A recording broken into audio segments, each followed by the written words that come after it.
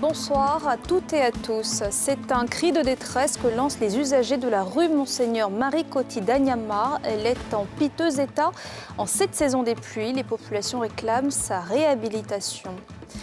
En cette période de pluie, les populations sont aussi exposées à diverses pathologies. Quelles sont-elles et comment s'en prémunir? Reportage dans un instant.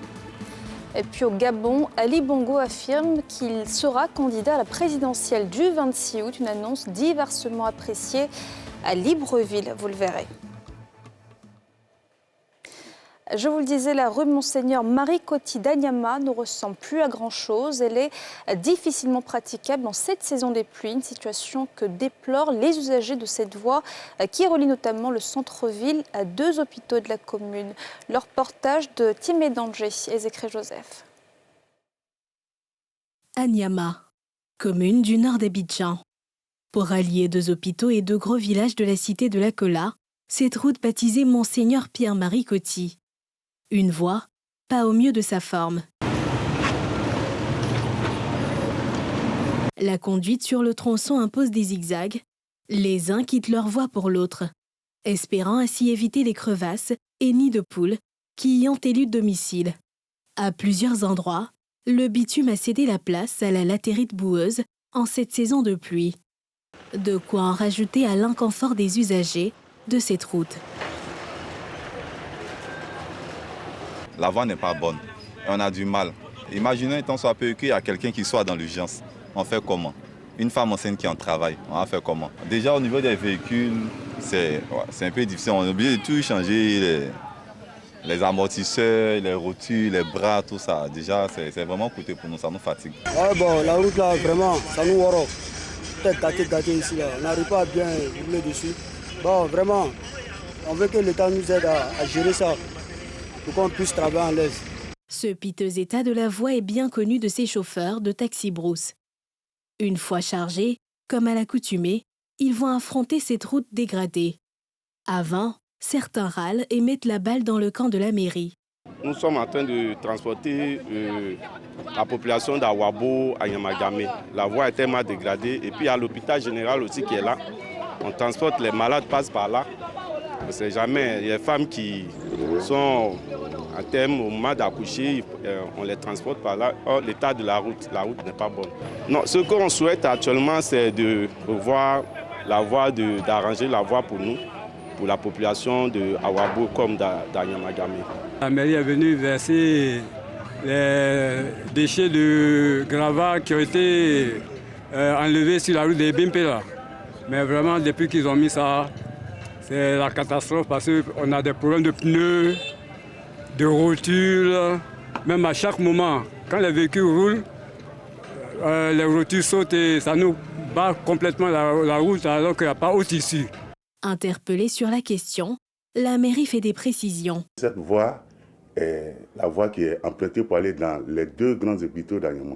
C'est-à-dire il y a l'hôpital Don Orion et l'hôpital général d'Anyama. La rue est dégradée depuis la construction de l'hôpital Covid. Ils ont utilisé la rue par rapport au camion qui déversait le matériau. Et après cela, ça a dégradé totalement la rue. Nous sommes adressés au ministère de l'équipement, de l'entretien routier, par le truchement de l'AG Route qui est venu faire une visite. Nous espérons, en tout cas nous pensons qu'en Malacan, pour l'embellissement de notre commune, qui est la commune phare, un certain nombre de choses vont être faites, dont la réhabilitation de cette voie. Commune à proximité du stade des Bimpé, qui va abriter plusieurs matchs de la prochaine Coupe d'Afrique des Nations en terre ivoirienne, Anyama espère bénéficier de la réhabilitation de plusieurs voies communales, dont la section Pierre-Marie Coty, et ainsi mettre fin au calvaire des usagers de cette route, aujourd'hui à l'agonie.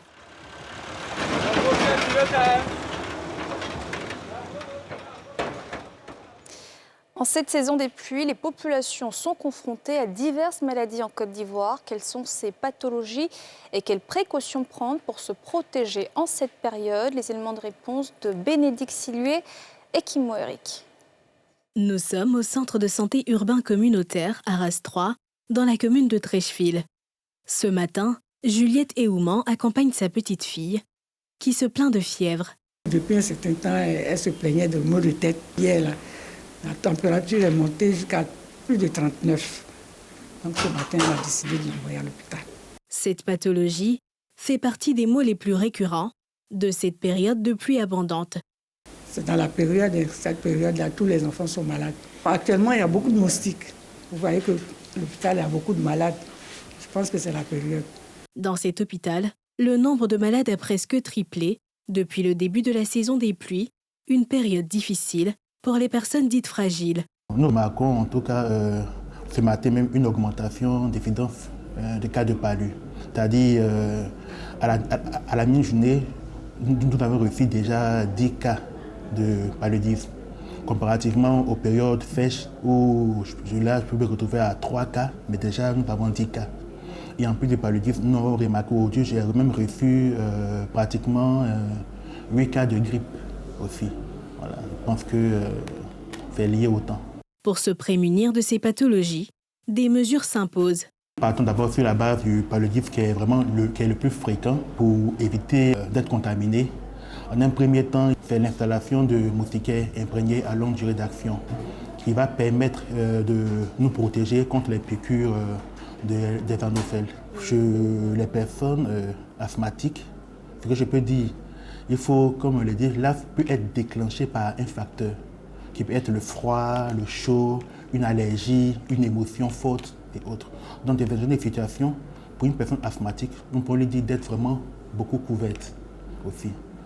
De ne pas prendre froid et ensuite d'éviter tout ce qui peut entraîner une réaction allergique. Pendant cette saison où les maladies sont de plus en plus présentes, il importe de prendre des dispositions pour éviter d'en être victime. On poursuit ce journal avec la Côte d'Ivoire qui a célébré la 7e édition de la Journée africaine de lutte contre la corruption ce lundi en mettant l'accent sur la jeunesse et le sport cette année à l'approche de la CAN 2023. Le reportage de Moussani Kema et Tanguy Kona. La Côte d'Ivoire célèbre la Journée africaine de la lutte contre la corruption. Pour le pays, c'est d'abord une journée de rétrospection des actions menées contre la corruption. Elle sera une occasion pour nous de faire une rétrospective des actions menées depuis l'adoption de cette convention africaine, mais également une vaste offensive médiatique et populaire pour communiquer et sensibiliser sur les actions menées afin de promouvoir la culture de l'intégrité et la transparence dans la gestion des affaires publiques. Pour cette année 2023, l'État ivoirien met le cap sur la jeunesse et singulièrement sur le sport. La Côte d'Ivoire a décidé de placer cette journée internationale sous le thème « Gouvernance, éthique, valeurs et intégrité du sport en Côte d'Ivoire ».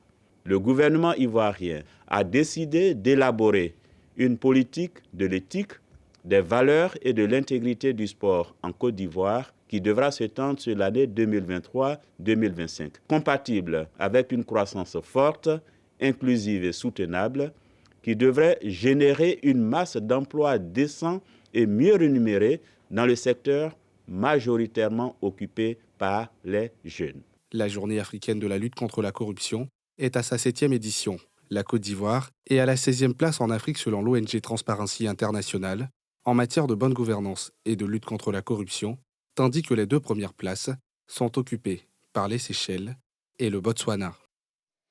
Direction Ferkessédougou, le ministre de la Promotion de la Jeunesse a procédé au lancement de la phase 2 du programme de lutte contre la fragilité dans les zones frontalières du nord de la Côte d'Ivoire. Un programme qui vise à prendre en compte 16 000 jeunes pour ne pas qu'ils tombent dans les mailles du terrorisme.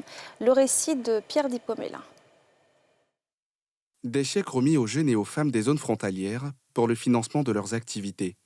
Le but de la manœuvre est de les éloigner des groupes armés qui tentent de s'installer dans la partie septentrionale du pays.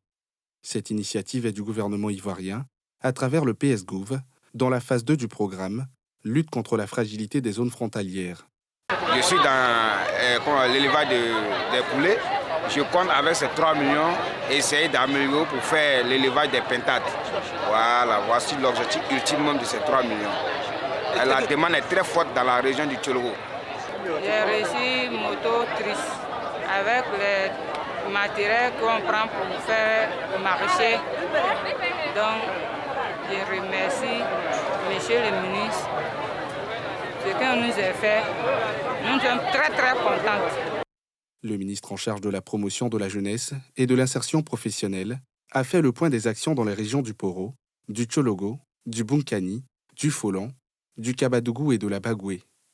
Dans le cadre donc du programme de lutte contre les fragilités dans les zones frontalières du Nord, qui nous réunit aujourd'hui, et dont le PGDEC 3, financé avec l'appui de la Banque mondiale, est une sous-composante, ce sont en tout 16 635 jeunes qui seront donc pris en charge sur ce financement dans les 6 régions, couvertes par le programme pour un montant de 9 25 28 889 francs CFA. Le ministre d'État, ministre de la Défense, Ténébiraïma Ouattara, a indiqué l'engagement du gouvernement dans la lutte contre l'extrémisme violent et sa volonté de protéger chaque citoyen du pays. Les populations des régions du Nord frontalières avec le Mali et le Burkina Faso sont confrontées à des situations de fragilité et de vulnérabilité socio-économique. Cette situation a été exacerbée par les attaques terroristes survenues dans le nord du pays en 2020 et en 2021, notamment à Touba, dans la région du Bokani, et à Kafolo, dans la région du Tchologo. Pour faire face à ce défi, le gouvernement ivoirien a décidé d'intensifier ses interventions dans les régions frontalières du nord du pays, faisant ainsi la lutte contre le terrorisme et l'extrémisme violent une de ses priorités. Le PGDEC, une des composantes du programme de lutte contre la fragilité des zones frontalières, bénéficie du financement de la Banque mondiale. La représentante du PNUD a rappelé l'engagement de son institution aux côtés de la Côte d'Ivoire, afin de relever durablement les défis socio-économiques auxquels sont confrontés la jeunesse. Et ce soir, on s'intéresse au symbole de célèbres pagnes en Côte d'Ivoire, connus sous des noms évocateurs tels que Mon mari m'a laissé, Marie capable ou encore l'œil de Marival. Ces tissus colorés sont très appréciés par les femmes ivoiriennes et africaines plus largement. Mais d'où viennent ces noms si intrigants et quelles sont leurs histoires? Élément de réponse d'Issa Koné et Kimo Eric. À Djamé Forum. Ici, sont déballés chaque jour une centaine de colis de pagnes, rangés selon la marque, les motifs et le prix. L'ail côtoie cette matière depuis 25 ans. Amoureux de ce tissu, il connaît bien les histoires qui sont associées à ces motifs sur les pagnes. On appelle ça génitaux. Ce nom vient de les femmes qui étaient à Lomé et au Bénin, qu'on les appelle les Nana Benz. Génitaux, ça veut dire que je suis avec mon génito. Les femmes qui ont de l'argent sortaient avec des jeunes. Certains portent le nom de personnalités publiques, d'autres souvent inspirés de faits de société. Celui-là, on l'appelle oncle de Madame Thérèse Oufo-Boigny. Depuis la première dame de Côte d'Ivoire, ce motif-là porte son nom. Nous avons aussi ce motif-là. Il y a une case avec des oiseaux qui veut dire « si tu sors, je sors ». Les dames ont nommé ça pour dire à leur mari « quand tu vas sortir, je sortirai aussi avec toi ». Celui-là, on l'appelle « enfant est mieux que l'argent ». Ça veut dire que quand tu as tes enfants, l'enfant est plus mieux que l'argent. Lors des trucs de fête des mères, les enfants aiment bien acheter ça pour donner à leur mère. À l'évocation de leur nom, les aficionados s'y reconnaissent et les éloges ne tarissent pas. Souvent, quand tu as des pagnes qui ont des noms, quand ça est sur toi, les gens, ah vraiment, ça c'est Marie capable. C'est son mari qui a payé, c'est tout ça. C'est comme si ton mari a de l'argent. C'est comme ça. C'est pour cela qu'on achète les pagnes qui ont les noms. C'est pour nous glorifier. En vacances à Abidjan, Inès veut offrir un cadeau aux siens. Mais le choix semble difficile. Tout est pagne, tout est couleur, tout est beau à ses yeux. J'ai un baptême en France, dont je suis la marraine. Et donc je suis venue acheter un pagne pour valoriser le pagne africain. J'aime beaucoup représenter l'Afrique et pour ça, il faut... je trouve que le pagne est bien parce que ça permet de montrer nos valeurs. Moi, mon pagne préféré, c'est fleur de mariage. Déjà, j'aime bien le modèle, le tissu, la fleur. Et en plus, je trouve que ça a une signification particulière. Sur le continent africain, le pagne va au-delà de ce bout de tissu. Sa symbolique ne se limite pas qu'aux motifs et aux couleurs. Dans des événements heureux ou malheureux, ce tissu a une place importante. Les plus passionnés restent les femmes, comme illustre bien cette phrase la femme, se reconnaît à son nœud de pagne. On passe à présent au sport avec la première édition du Forum ivoirien de l'économie du sport qui a ouvert ses portes à Abidjan ce lundi avec l'ambition de créer un lien solide entre le secteur privé et l'univers sportif. Le reportage de Mardoché Kouassi et Fulgence Kissiedo. Durant 2 jours, plusieurs experts vont échanger sur les moyens d'impliquer davantage le secteur privé dans le développement du sport en Côte d'Ivoire afin de faire du sport un produit économique et commercial susceptible de contribuer à la croissance des entreprises. Ce forum a pour objectif de connecter le secteur privé au monde sportif, donc au mouvement sportif, pour qu'ensemble des opportunités d'affaires, de partenariat puissent se constituer pour le bon développement du sport. Parce que le sport, pour se développer, a besoin de ressources humaines, des ressources financières, des ressources matérielles, etc. Mais c'est ensemble que nous pouvons atteindre ces objectifs-là. Plusieurs panels et communications vont meubler cette rencontre saluée par le ministre des Sports, qui a rappelé la nouvelle vision du gouvernement pour le sport du pays. Que le sport, par sa transversalité, permette aux Ivoiriens de se prendre en charge sur le plan économique, que le sport devienne source de création de richesses. Parce qu'il y a une corrélation entre le sport et la musique, la culture, il y a une corrélation entre le sport et le tourisme, il y a une corrélation surtout entre le sport et la santé. Au-delà du rayonnement de notre pays, que le sport soit source de création d'opportunités. Des échanges B2B, pouvant déboucher sur des signatures de contrats, seront également au menu de cette rencontre, sans oublier la distinction des partenaires qui soutiennent déjà le sport en Côte d'Ivoire. La première édition du Forum ivoirien de l'économie du sport se tient autour du thème « Sport, levier de développement socio-économique et de création d'emplois pour les jeunes ». À l'étranger, au Gabon, sans surprise, Ali Bongo a confirmé sa candidature à l'élection présidentielle du 26 août prochain. Ce serait un 3e mandat pour le chef de l'État au pouvoir depuis 14 ans. Une annonce qui a suscité de nombreuses réactions à Libreville, comme nous le montre Nadja Eja dans ce récit. C'est devant des centaines de sympathisants réunis dans la zone économique spéciale, près de la capitale Libreville, que le président gabonais Ali Bongo Ondimba a fait part de son intention de briguer un autre mandat. Chers compatriotes, Gabonaises, Gabonais, vous continuez à écrire cette histoire et ce futur ensemble parce que rien ne compte davantage que la réussite de notre pays. Parce que rien ne compte davantage que votre réussite à vous. J'annonce officiellement, aujourd'hui, je suis candidat. Une candidature qu'il justifie par sa volonté de poursuivre la réalisation de grands chantiers et le développement de son pays. Candidat pour poursuivre le travail. Candidat pour amener le Gabon plus loin, beaucoup plus loin. Candidat pour gagner la bataille économique. Candidat pour gagner la bataille du travail. Candidat pour gagner la bataille du changement. Au sein de la population, cette annonce est appréciée diversement. Honnêtement, je ne pense pas qu'il a les chances de gagner. À moins qu'il utilise encore la force, comme en 2016, en tirant sur la population qui est censée voter ou donner le pouvoir. Si c'est dans les urnes, les Gabonais ne voteront pas pour lui. Ali Ben va gagner parce qu'il a mis l'égalité de chance, il a trouvé le travail au Gabonais, il a résolu le chômage au Gabon.